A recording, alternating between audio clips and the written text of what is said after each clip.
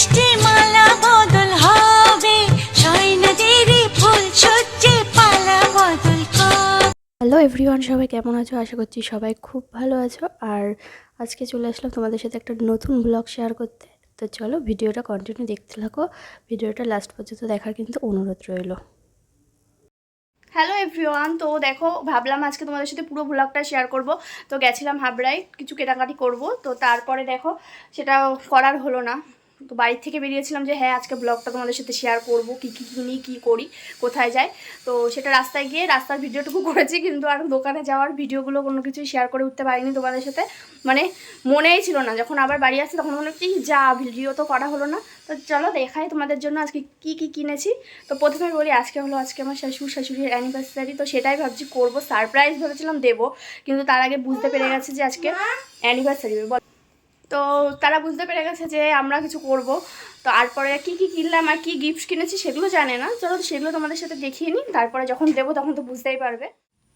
তো এখানে দেখো একটা মালা নিয়ে দুটো মালা এনেছি, আর যে একটা কেক, আর এই যে কী গিফট তো সেটা তোমাদের খুলে দেখাবো। আর এই যে দেখো এখানে একটা শাড়ি নিয়ে এসেছি, তো কটনের মধ্যেই।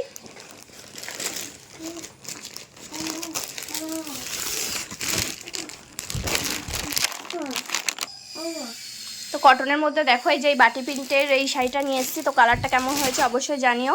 তো এইসব শাড়ি উনি পরতে ভালোবাসে, তার জন্য এই শাড়ি নিয়ে এসেছি। আর এটাই কি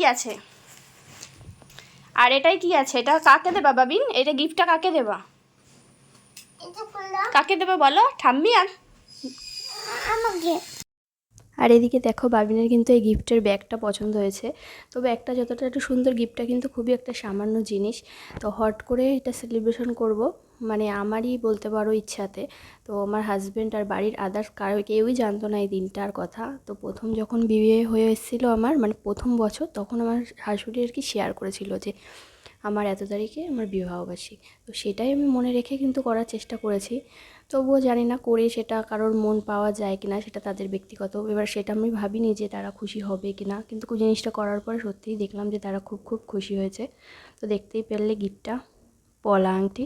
আর এইদিকে দেখো যে কেক ফুল টুলগুলো নিয়েছি, সেটা দিয়ে এরকম ছোট্ট করে একটা ডেকোরেশন করেছি। আর এদিকে আমার পাপাকেও জামা প্যান্ট পরে বসিয়ে দিয়েছি কিন্তু। আর এই যে পাপা রেডি, আর পাশে আছে একটা দাদু। তো কাউকেই সেইভাবে বলা হয়নি। তো ইচ্ছা আছে যে সামনের বার আমরা একটু বড় করে করব। তো এইটুকু আর কি, মানে নিজেরাই যে কনফিউশনে ছিলাম তারা খুশি হবে কি না, তারা কেমন রিয়াক্ট করবে। তারপর দেখলাম না, সেটাতে তারা খুশিই হয়েছে। ছোট ছোট আনন্দের মুহূর্তগুলো কিন্তু স্মৃতি হয়ে থাকে। এই যা তারপরে দেখো এই যে বাবিন কিন্তু ঠাম্মিকে শাড়িটা দিয়ে এসছে, গিফট করে এসছে। তো সেই শাড়িটা পরেই ও ঠাম্মি রেডি হয়ে বসে পড়েছে। এই যে আগে একটু কাছাকাছি যাও, নাও পড়াও।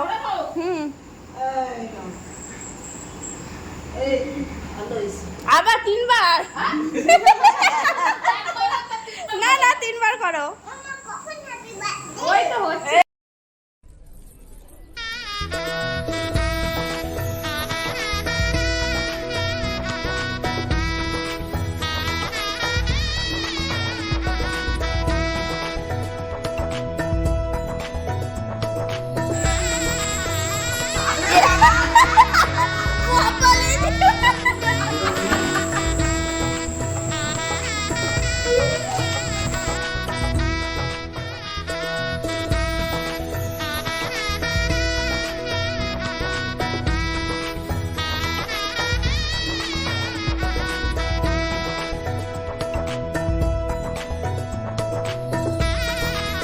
আর এইদিকে দেখো সবাই মিলে কিন্তু আমরা ফটো তুলছিলাম, তার জন্য কিন্তু সবাই এরকম ভালোভাবে শান্ত হয়ে বসে রয়েছে। তার মধ্যে দিয়ে কিন্তু আমি একটা ভিডিও ক্লিপ নিয়ে নিলাম। তো বলছি এটা আবার কি হচ্ছে, ভিডিও হচ্ছে নাকি? আর এইদিকে সবাই বলছিল যে দাদার সাথে একটা ফটো তোলো, তাই আমিও দেখো মালা পরিয়ে নিয়েছি আর ফটো তুলে নিয়েছি। তো কেমন লাগছে আমাদের অবশ্যই জানিও। আর বাড়িতে দেখো এই যে ছোট্ট করে অ্যানিভার্সারিটা সেলিব্রেশন করে চলে এসেছি আমার বান্ধবীর হ্যাপি বার্থডেতে। তো রাত্রেবেলায় আমি আর আমার ছেলেই এসেছি, মানে সব বান্ধবী আর বান্ধবীর ছেলে মেয়ে।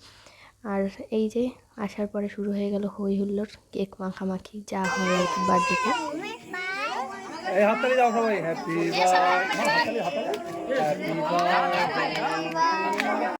তারপর দেখো আমরা বসে পড়েছি খেতে, আর আমার ছেলেদের সবার মানে স্যাম্পেল আছে বলতে পারো, ছোট বাচ্চা কাচ্চা, তো তাদেরকে কিন্তু আগেই খাইয়ে দিয়েছি। আর মেনু ছিল ফ্রায়েড রাইস, ডাল, আর হলো বেগুনি, আর মাংস, চাটনি, পাঁপড়। তো এই যে খাওয়া দাওয়া করে এখন চলে যাব আমরা সবাই যে যার বাড়ি। বাড়ি চলে এসেছি আর খাওয়া দাওয়া কমপ্লিট হয়ে গেছে। আর এই যে আমার ঘন্টুরাম শুয়ে পড়েছে।